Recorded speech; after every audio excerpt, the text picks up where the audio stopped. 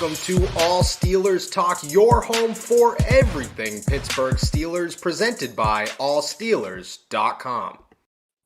Hello and welcome, lovely people. It is Tomlin Tuesdays, trade deadline Tuesdays, and the Pittsburgh Steelers were active. We kind of expected it, but to some degree, it is very strange for the Pittsburgh Steelers to do anything on trade deadline day. This year, they said sayonara to Melvin Ingram, sent him to the Chiefs for a 6th-round pick, which, even if that sounds bad, might not be as bad as you think. Eric Ebron survives the trade deadline. Zach Banner might not be football ready, might not be good enough to start. We don't know. Taco Tuesday times are now a thing, and Odell Beckham's dad just completely went off, annihilated Baker Mayfield, and any thoughts that anyone had that it is Odell's fault and not Baker's fault that the two cannot connect. But first, before anything, we have to acknowledge something right now. We started a 4-leg same-day parlay last week.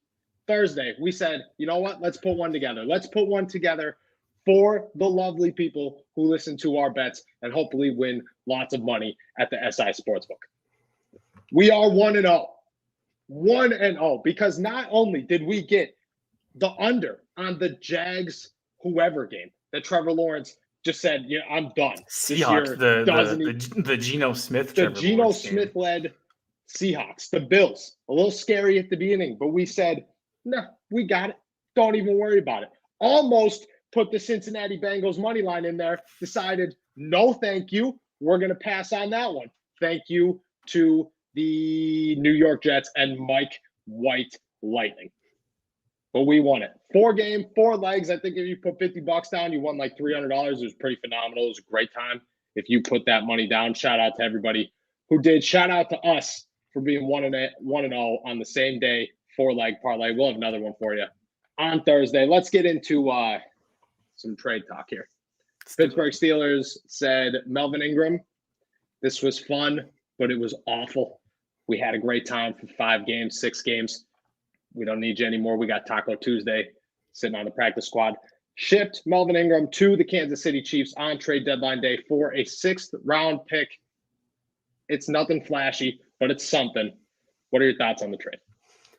I mean, I feel like this is exactly the type of compensation, that we were expecting, right? I mean, last week on the podcast, we talked about Ingram definitely wanted out. And for, one reason or another, him and the Steelers just didn't really envision what the current climate was, what the two sides had expected. And I believe you said either a 5th or a 6th-round pick, just depending on what teams are willing to give up. I mean, as the trade deadline going down to the wire, it being the last day that teams were able to trade players, you kind of take what you can get, right? And the Chiefs obviously needed some pass rushing help. Went and grabbed a guy who was a 3rd rotational player for the Steelers. And, I feel like anything would have been good compensation. So to get a 6th-round pick for him, not incredibly terrible. Could they have gotten a little bit more? Yeah, I feel like if Ingram did start on a regular basis and, kind of juiced his numbers up a little bit, yeah, I feel like they probably could have got, a 5th or maybe even a 4th if he was having a tremendous year. But you got to realize, Ingram, a little bit injury prone. He's over the age of 30. You're just not going to get a whole lot for him. So the fact that the Steelers were able to squeeze even a little bit of juice out of that trade, it's whatever. I mean, the trade's not going to move any mountains. That 6th-round pick probably won't turn into anything significant. But, it's just evaluating the straight up value of the trade. Yeah, I feel like the Steelers got a good deal out of it. Yeah, it's not bad. 6th-round picks, Antonio Brown, Tom Brady, 6th-round picks, anything could happen. But when it comes to the trade, yeah, it was a good move. I mean, at the end of the day, it wasn't about, oh, this guy doesn't serve a purpose for us, we have to get out of here. It was, this guy doesn't want to be here. We've already done this with James Harrison. The whole veteran wants to overstep the young guy. Not going to happen, because this is a game about now and a game about later.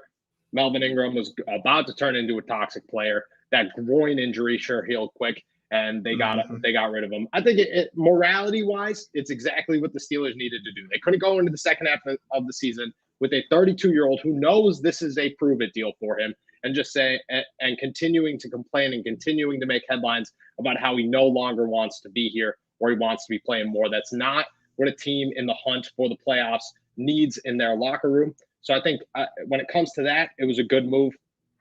Compensation-wise, from what Tomlin sounded like and said, it really didn't feel like anybody made a phone call at all. It was like the Steelers really wanted to get Melvin Ingram over to the NFC and not keep him in the AFC. And everybody was just like, yeah, man, we have no purpose for a 32-year-old on a 1-year deal who's coming off a knee injury, and has 10 tackles and 1 sack this season. That's not the guy that we're really looking for. Well, I feel like it was a good trade for both sides too, because the Steelers get something out of the guy who just didn't want to be there, which is, like you already said, better just having the guy kind of sit and kind of rot in the locker room. And I still feel like Ingram's got a little bit of gas left in the tank too. I feel like whenever he did play on the field for the Steelers, he did pretty damn good. So, the Chiefs only getting him for a 6th-round pick. And granted, he's not going to turn into J.J. Watt or T.J. Watt or anything like that. I don't think he turns into some superstar pass rusher. But obviously, his better days are behind him. But I still feel like there's, at least a little bit of contributions he can give to a Kansas City Chiefs defense that badly needs it. Badly needs it. But here's the thing. The Chiefs definitely need help on their defense, but they do not need help at outside linebacker or edge rusher, I guess, in the Kansas City defense. Like, he's going in there to play behind Chris Jones and Kenny Clark or Frank Clark. What Clark is in Kansas City? Frank Clark. And do exactly what he did in Pittsburgh. There's no change. It's not like Melvin Ingram is getting shipped to Kansas City to be an every down linebacker. He's going to play 35% of the snaps like he did in Pittsburgh, and it's going to be the same situation. It doesn't benefit him at all, except for the fact that he wanted to get out of here.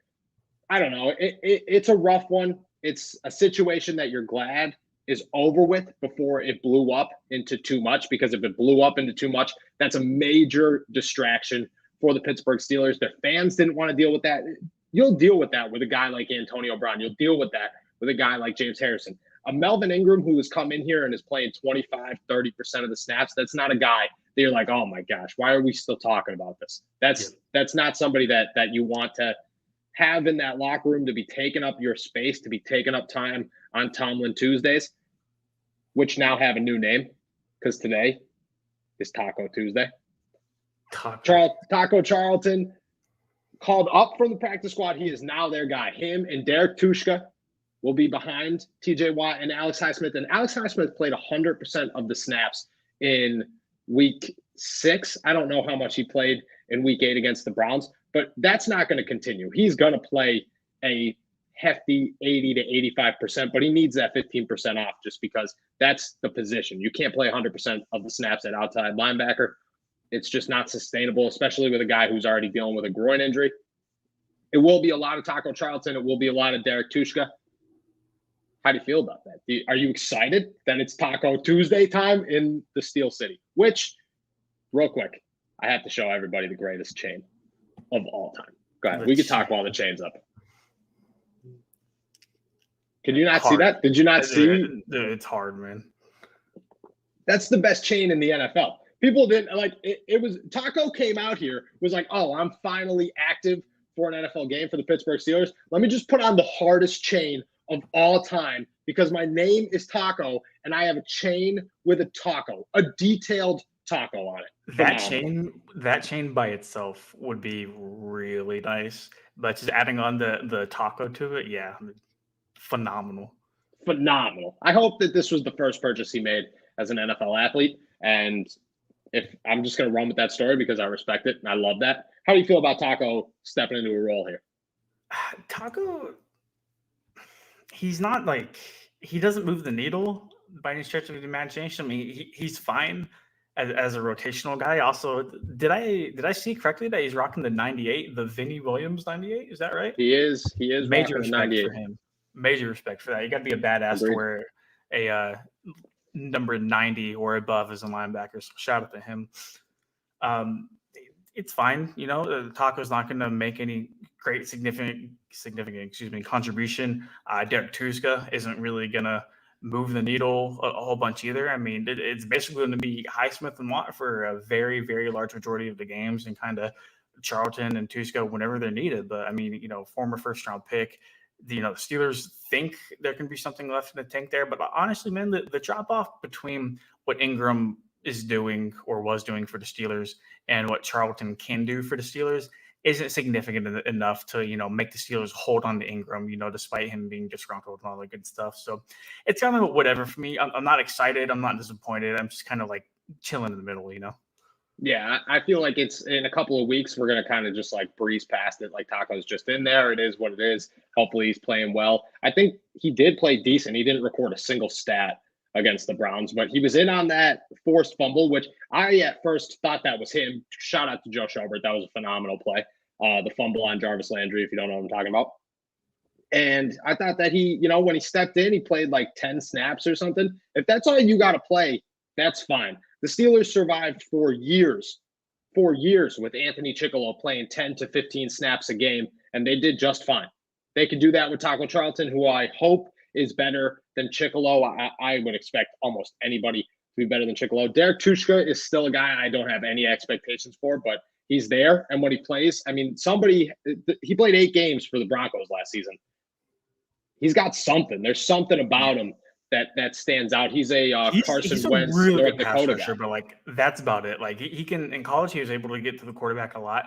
Obviously at the pro level, it's going to be a little bit different, but like on like pass rushing situations where like you need a guy in there, I'm like Watt like absolutely needs a break, or Highsmith absolutely needs a break. Yeah, I know I wouldn't mind throwing him in there. I don't expect him to drop back in the coverage or anything like that. But Talking Taco or are you talking Derek?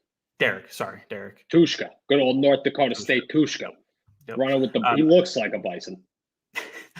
I am looking at Highsmith snap count numbers right now. So before week 5, he didn't play any higher than 67% of the snaps.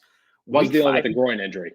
Yep. Week 5, he played 100% of the snaps in the win versus Seattle. And then last week he played in 91% against the Browns. So, I mean, it looks like moving forward, it's going to be a heavy dosage of Highsmith, assuming he's healthy.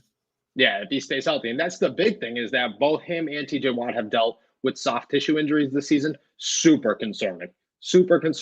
Unfortunately, nothing you could do about it. Maybe at some point this season, we see Taco Charlton thrown into a starting role. That's for a later conversation. Eric Ebron has survived the trade deadline. If we're going to be honest, I expected Eric Ebron to get shipped well before Melvin Ingram. I was texting my man Nick Peckman over here, and he asked if I expect any moves. I said Eric Ebron would be the first name that comes to mind. I didn't predict any of them, but I just said that would be the name that came to mind. He's staying. Let me ask you 2 questions. Does Eric Ebron get bumped down to tight end 3 moving forward? And do you think that they had a market for him and just chose not to trade him? Or do you think nobody wanted Eric Ebron? So I feel like I need to start this off by apologizing. Okay. I have been very, very anti-Zach Gentry propagandist ever since that dude landed in Pittsburgh. And for the start of his career, very well deserved. Dude did not know how to use his big body, didn't know how to use his big frame. He needed to add muscle. That was a big complaint on him coming to this year. They drafted Freiermuth, and it was like, all right, well, like, obviously they feel like Gentry isn't good enough to, at least roll with one of the 1s or 2s, as a starter. And the last couple of weeks, he's been playing pretty damn good football. Pretty good. He provides that very big red zone target that, Ben obviously misses, and the guy like Jesse James. He's a very good blocker, which is something the Steelers absolutely need at this point in time. And if Gentry was going to make any impact on the field, it was going to be using his hands and using his quads and just driving, what's out of the way for Najee Harris to run through gaps and holes all day long. And that's something he's been doing the last couple of weeks. So he has absolutely proved me wrong up until this point. So Zach Gentry, if you somehow listen to this podcast, bro, you got a million other things you could probably be doing. Sorry. You made me eat my words. And you know what? As a guy who does want to see the Steelers succeed for obvious reasons, good on you. As far as Eric Ebron goes, he's just not playing well. Like he was brought to Pittsburgh to add a dynamic to the tight end position that he just hasn't fulfilled. I mean, the guy was notorious for dropping the ball with the Indianapolis Colts, had a phenomenal 2-year stretch, and then severely dropped off after that. The athletic profile is still there. He can't block, so, obviously he's got to make passes. Sorry, he's got to catch passes whenever they're thrown to him, and that's something he's mightily struggled with on a consistent basis since arriving to Pittsburgh. Pat Freiermuth comes in, catches everything thrown his way. Everything. A phenomenal catch in the end zone. That was thrown right. It was a great pass, but it was thrown directly at the defender's forehead. Pat Freiermuth said, okay, look, at the pass is over here. Let me just take that, bump it over here where I can catch it, and let's get 2 feet in. That's what happened. Yep. Slowly but surely, especially with Gentry coming back on, there is just not a spot for Eric Ebron in this offense. And, at first, before Freiermuth got there, it's like, okay, well, Ebron's a big dude, so, they can line him up at the end of the line or even, split him out sometimes. He can create, mismatches, matchup advantages. Freiermuth took that over almost the day that he got here. And, it's a Pat Freiermuth show in terms of the Steelers tight end position. And after that, it doesn't really matter what pecking order. I would still have Ebron as, the second receiving option above a guy like Gentry. But, man, has Ebron's play and just usage overall, disintegrated over time as the season is kind of taking its course? I think that Ebron has really never played well for the Steelers. There's been a lot of times where people had high expectations for Ebron and then continued to have high expectations for Ebron. And every single time I'm like, where did we get this from? I got it when he first came to the Steelers. It's like, okay, here's a receiving tight end. This is the guy that's going to be it because Vance McDonald is falling off a little bit, had to get rid of Jesse James. Ebron comes in and it's like, okay, well, Ebron can only pass catch. That's all he can do. He cannot block. The Steelers aren't even going to try to put him out to block. Then they roll into the offseason. It's like, okay, Ebron's here. They definitely need another tight end because Gentry's not the guy. They bring in Pat Freiermuth, who was literally an everything tight end and should immediately have bumped Eric Ebron out. I think that was a respect thing. It was like, okay, we'll have 2 tight end ones now because we don't want to hurt Ebron's feelings. Pat Freiermuth is easily the tight end one. Needed 6 games to say, look, I could do this. This is fine. Zach Gentry was the biggest question mark, and I don't even think he was a question mark. It was just like will he even make the team because we think he stinks? He came into the year, and he worked so well behind Pat Freiermuth that I'm with you. I have to apologize to him. I think that I judged him way too heavy, and I think I judged him even in training camp. Watching him play well, I was like, nah, he still stinks. He works very well as that second guy. You don't need Ebron to be that second guy. You don't need a pass catcher as your second tight end when you're playing 13 personnel, because when you're playing 13 personnel, you want to be able to run the football in that formation. You can't run the football with Eric Ebron on the field. That can't happen. That's never happened. I think that his purpose in this offense is totally gone. It stinks because I do think that Eric Ebron came in here with a lot of potential, didn't fulfill that potential. Here we are. Let me ask you this again. Do you think that anybody wanted Eric Ebron, or do you think that the Steelers were just like, no, we'll keep him? I'm sure there were offers made, and I'm sure there were discussions had about Ebron because at least from an outsider's perspective, there is still something you can try to get out of Ebron. And for a lot of teams around the league, you can never have enough tight end depth. So I'm sure there were conversations had, but not probably to serious extents where Ebron was almost traded. As the buzzer sounded at the trade deadline. And I think at the end of the day, it might have been for value for the Steelers and, what they were getting out of him and whether or not they really wanted to part ways with Ebron based off of the offers they were getting. So, I mean, it doesn't hurt to keep him around. It's not like a Melvin Ingram thing to where he's so obviously disgruntled. You needed to move him pretty much at, whatever you can get him for. Yeah, I agree. This isn't Madden. You don't need that 6th, 7th round pick. And he's a very cheap option to have if Freiermuth or Gentry goes down this season. But I think we could both agree the days of Eric Ebron being present on the football field, very, very limited. A guy that the Steelers were hoping saved this offensive line this season. Got put on IR to start the season. Now he's back. He hasn't been active since he's been activated off of IR. That is Zach Banner, who Mike Tomlin said on Tomlin Tuesday that he's cleared. He's good to go. This is not a knee situation. This is not an injury setback. This is not. He is not ready to step on a football field and play significant minutes because he has to shake off the rust. I took that as Zach Banner is not as good as the Steelers were hoping for him to be. It could be that he's out of weight. It could be a million different things. What are your thoughts on Tomlin saying that he's got to shake off the rust before he could get a helmet on a Sunday. So I agree, and it could be a combination of everything you just said. Maybe he's just not looking phenomenal.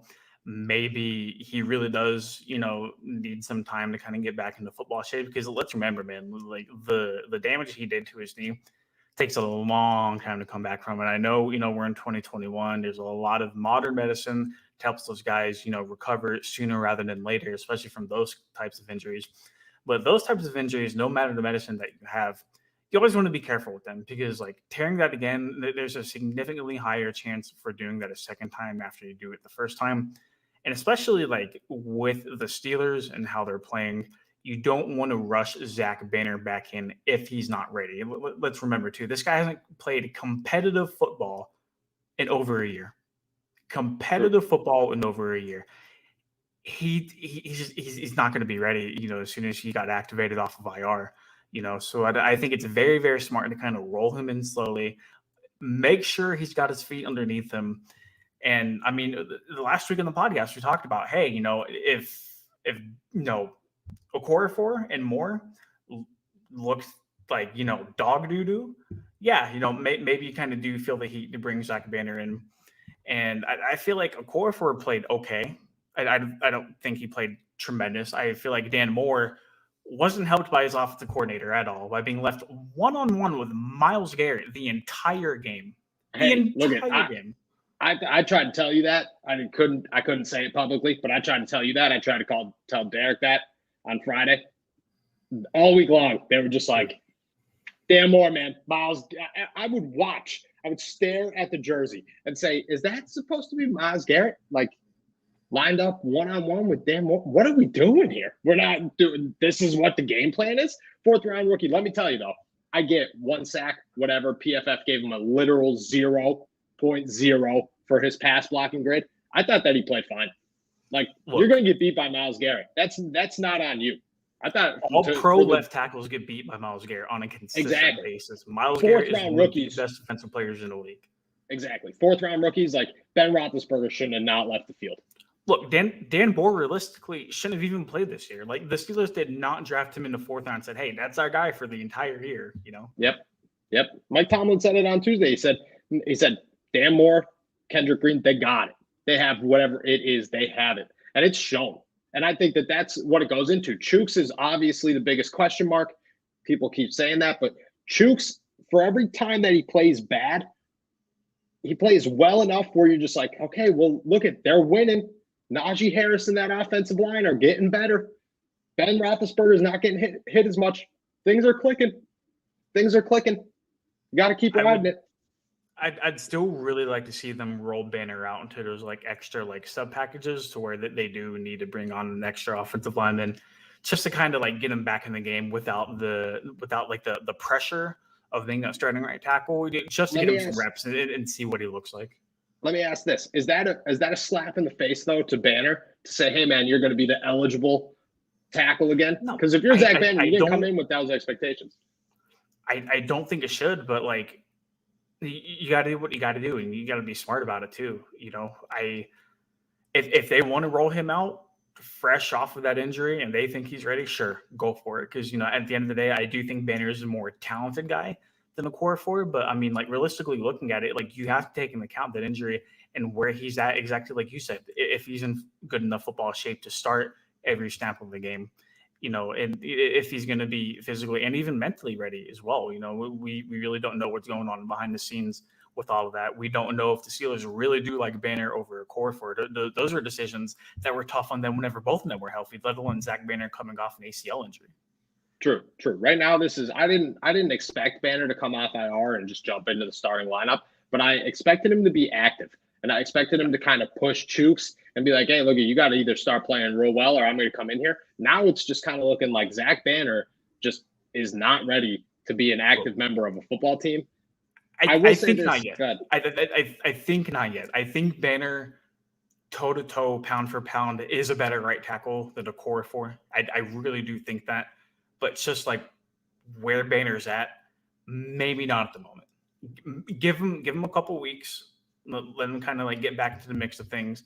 let him get a little bit of taste of NFL action without having, to be proclaimed a starter, and then kind of see where things go from there, Yep, I agree. I think that's their best choice of action right now. I'm a little bit more skeptical on the if Banner plays this season than I think a lot of people are. That's something that we got to watch. Speaking of watching, Odell Beckham Jr.'s dad watched every second of his son's Cleveland Browns career, and he came up with one synopsis, and that was, this guy Baker Mayfield sucks. And he can't find my son, Odell, anywhere on the football field. This dude released an 11-minute video, 11 minutes worth of footage of Baker Mayfield just totally ignoring Odell Beckham Jr. on the football field, wide open. And it's not just like, oh, here's another play. Look at Odell. He's like circling guys on the field. He's like, this was his first read. Look at him stare him down and then go somewhere else with the football. It opened a lot of questions. I think the biggest one here is Baker Mayfield bad? And Odell Beckham Jr.'s father was the guy that finally was just like, look, guys, I get this is a topic of conversation, but just in case you were curious, I put the dot on it. I figured it out. He sucks. Look, Cleveland Browns uniform aside, Odell Beckham Jr., whenever he is healthy, is one of the most entertaining athletes in the NFL. Like, dude is an alien, whenever it comes to his athletic prowess and the catches he's able to make. He's still a very good receiver. There have been times, absolutely. Yeah, just had to toss that one in there. Keep going. There have been times where Odell's been wide open. Mm-hmm. I'm talking nobody closer to him than people tailgating in the parking lot open. And Baker has not been able to find him for one reason or another. Nope. That was kind of common knowledge. But Odell's dad went on NFL Game Pass. Yep. $9.99 a month. He apparently took advantage of the new deal they're running. He texted Odell. He was like, "Yo, can I borrow $100, please?" Real quick. The Browns are probably getting in there. The coaches are getting there at 4:30 in the morning to break down film. His dad's already been there for 2 hours. Oh, he's sitting there. He's got it on the projector, and he's just like, "Hey, look, here's another one of your quarterback that you're thinking about paying $35 million to. Completely missing my son. There's another one of your $35 million. Watching film with the little girl from Remember the Titans, who can obviously see that Baker isn't even looking at him. It's crazy. It's crazy. So is this it? Is this? Go ahead. No, I was just gonna. That was an important joke. No. It's not important at all. I ran into Jarvis Landry after the game. I tried to tell him a joke, but he didn't catch it. Boom. Shout out Joe Schobert again for that fumble, by the way, because we talked to him in a Zoom call on Monday, and he was like, "Oh yeah, I used to do that to Landry all the time in practice." And I was like, "That's awesome. That is awesome." So let me ask, this video, it's from a dad. It's from some dude's dad. This is not a film expert. This is not a coach. This is somebody's dad. If you wrote down all the best journalists in the city of Pittsburgh, I bet you my dad would find a way to somehow prove that I'm the best. I don't know if he'd be wrong or not, but he would somehow find a way to prove that. So I don't know how much you could take this before you have to take it with a grain of salt. Does this just mean Baker's really bad, or should they get rid of Odell, or should they just say, look, maybe Baker's not the quarterback of the future? Hindsight is 20/20. It's always going to be undefeated. Odell should not have gone to Cleveland. Odell should have stayed in New York. The connection that him and Eli Manning had, unparalleled, like almost Big Ben AB Wi-Fi connection. Almost, not quite, but very, very up there in terms of, hey, I need to play. I'm going to go find my guy. I'm going to go let this athletic freak come down with the football however way we can. Yep. He goes to an offense that, one, predominantly runs the ball better than almost anybody in the league. Two, has a quarterback that is very hit or miss, extremely hit or miss whenever it comes to hitting receivers. And three, half the time Odell's hurt. The other half of the time, you got Jarvis Landry dropping balls left and right. The other half of the time, whenever Baker does target Odell, way behind him. Yep. Hits the dirt before it even gets to his shoes. Yep. Just an overall not great scenario. I mean, the jury is still out on Baker Mayfield. He's a winner. I mean, he's helped improve that Browns franchise. He's not this like superstar gunslinging quarterback everybody wants him to be. He's kind of like what people liked about Jared Goff with the Rams. Like he's good. He's good, but that's kind of like it, you know. And I feel like if Baker Mayfield, he's way more dog than Jared Goff. Oh, dude, 100%. But like just in terms of where he's at, playing football scheme wise, yeah. I mean, if look what happened to Jared Goff. Jared Goff goes to the Lions, dude sucks. Dude is terrible. True. You take Baker Mayfield and you put him on almost any other NFL team, dude's going to be terrible because he does not have one of the best offensive lines in the league. He doesn't have a phenomenal receiving core that he still can't hit half the time. He doesn't have a loaded defensive side of the ball. And then he doesn't have one of the best running back tandems in the league to help bail him out a lot of the time. True. Steelers Nation 412, toss this one out there. Cleveland's actually winning games without OBJ. To just make a counter argument here, the Cleveland Browns also won a game without Baker Mayfield. Yeah. And then they came back and lost a game with Baker Mayfield. So I don't know. I think that OBJ definitely wants out. I think that I'm not paying Baker $35 million if the debate's still on the table. If it's still open for question, how do you pay somebody $35 million, which they're going to be forced into either doing or moving on? I think they're going to too. At one point, I do want to show you this. When it comes down to who stays, who goes, this is the last thing that you want on your team. Look, I'm not going to say that this is extremely credible because I'm not 100% on the person that posted it, but Baker's not going to get the big bag, and then Odell that was Odell Sr. I thought that was Odell Jr. saying big facts. That's not as scary as I thought it was. It wasn't as big of a slap in the face. Still, this is bad because if my dad's talking smack, my dad's not going to talk smack unless I tell him to talk smack. That's how this works. He will talk smack if I do tell him to talk smack. There's something somewhere, somehow, Baker's sitting at home waiting for Thanksgiving, just completely destroying Baker Mayfield in front of his whole family. It's not good. I don't think Baker gets paid this offseason. I think that the Browns are still the Browns. People can hate me for that all they want. The Browns are still the Browns. Nothing's going to change. And it'll be a fresh start next season with 0 quarterbacks because the Pittsburgh Steelers need a quarterback. Well, apparently, so do the Cleveland Browns. Kenny Pickett can only go to one of them. I bet you he's hoping it's the Pittsburgh Steelers. And we're hoping that we get another same-day 4-leg parlay for all of you to hit like we did last weekend. Thank you, everybody, for jumping on to another episode of All Steelers Talk. Make sure to follow your favorite podcast host at Nostrak, at Donnie Drew. Subscribe to us on YouTube. We come live every Tuesday, Thursday, and Fridays with Derek the Kid, and we will see you on Thursday.